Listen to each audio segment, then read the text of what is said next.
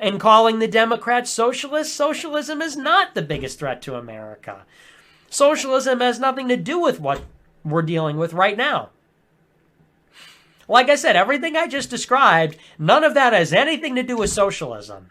And all of that has preceded the apparently imminent socialist takeover of America. Yeah, Biden and Nancy Pelosi and all of these people, they have not implemented socialism quite yet. But open borders is in full effect. And the war on Trump supporters is in full effect. And the gun control and everything, the COVID lockdown, I mean, that is all here. Without the socialism, without undoing the Trump tax cuts. It's probably worse, and it's here, and it's affecting us every day. But they're supposed to come to us in 2022 and scaremonger about, well, it could still be socialist. Well, we'll cross that bridge when we get there. Honestly, I'm a little bit less worried about socialism in the future than I am about open borders and tech censorship and voter fraud and the intelligence community trying to kill me right now. And you know that, and everyone knows that, except for the Republicans. I guess everybody knows that. I don't even need to do the show. It's like redundant at this point. You all get it for the most part. The people that don't get it are the people that are running all the campaigns for the GOP, and the people writing the policy, and the people that are running the party. Unfortunately, those are the people that need to understand these things. Those are the people that could do maybe the most about it. They just don't know. Or they don't care. But that's the plan, is to run on socialism. Socialism and women and minorities. Well, I can't wait. I don't know about you, but I can't wait. I want the problem with J.D. Vance is that he's not black enough. If J.D. Vance was black, I'd probably be fine with it. Because it's about time. It's equal. It's fair.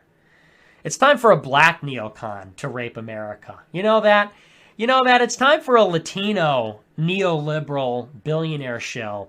It's time for a Latino representative to rape the country. I gladly elect Marco Rubio as president so that he could be the first Latino president to plunge us into a war in the Middle East. It's an historic first.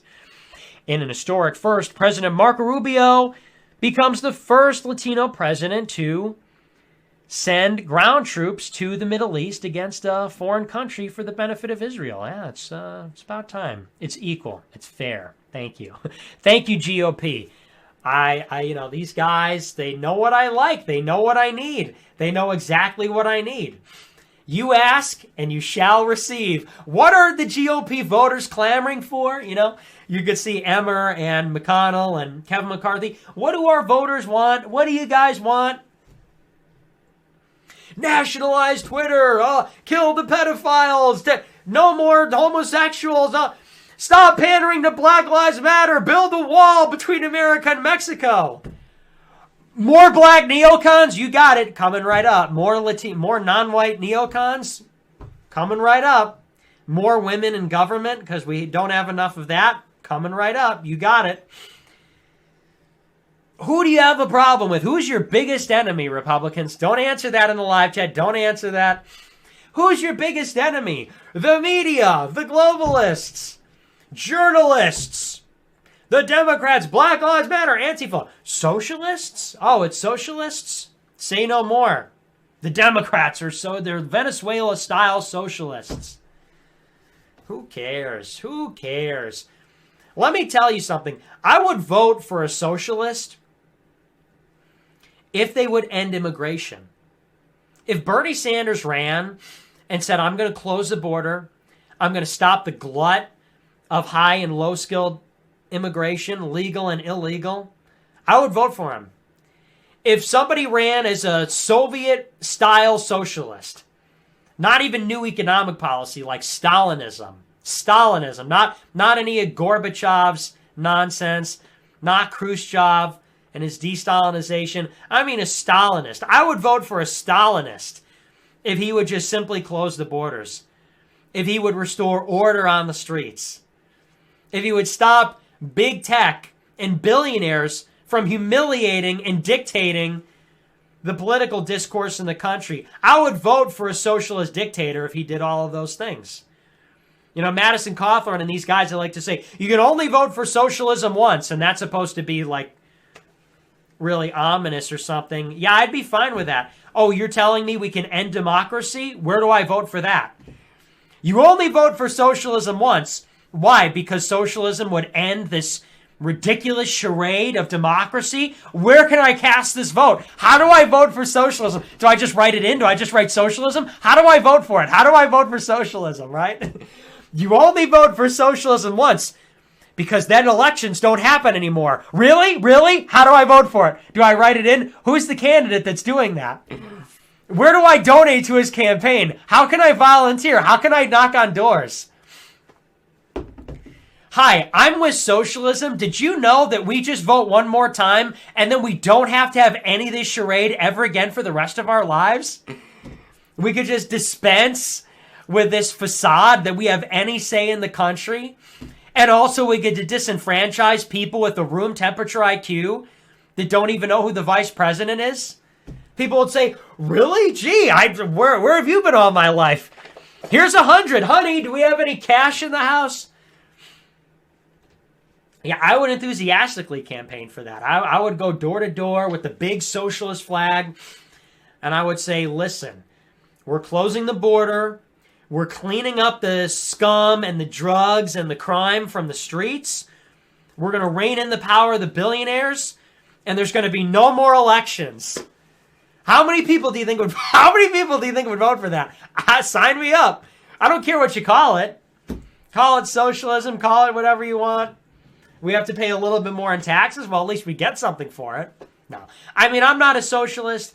I'm in favor of private property. I'm in favor of markets. I'm in favor of the price system and all of that. I get it.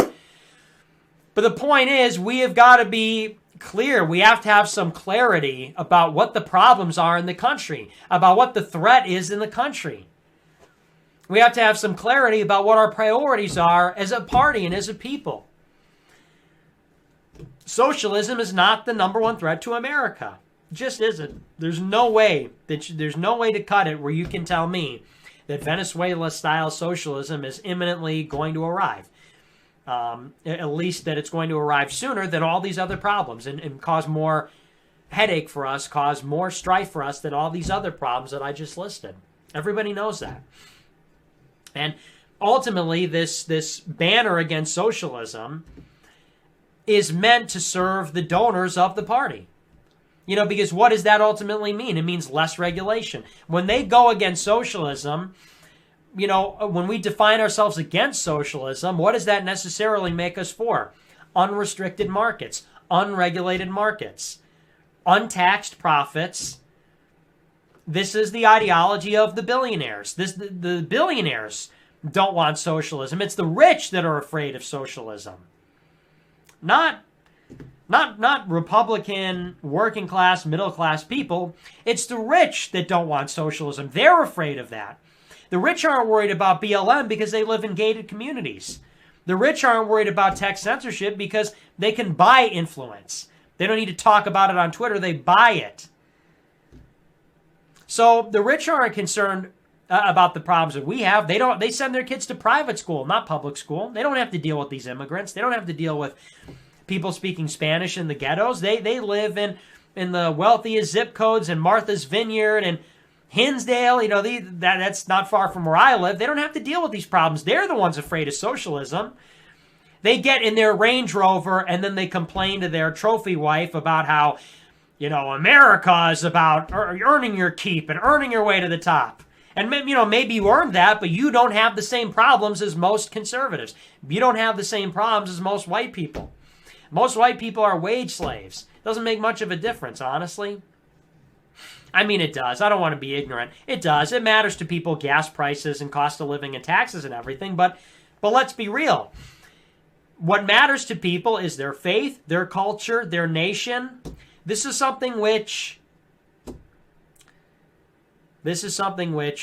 actually unites the Republicans, actually unites the conservative base. This is the real thing that's under threat. This is the important thing that's under attack, as opposed to monopolies, as opposed to corporate monopolies and fat profits. So it just shows who the party represents. The party goes after the enemies of the rich because the party is funded by the rich and serves the rich. The party will not go after BLM and trans and big tech and voter fraud because the party doesn't work for the people that those things affect, which are their actual constituents.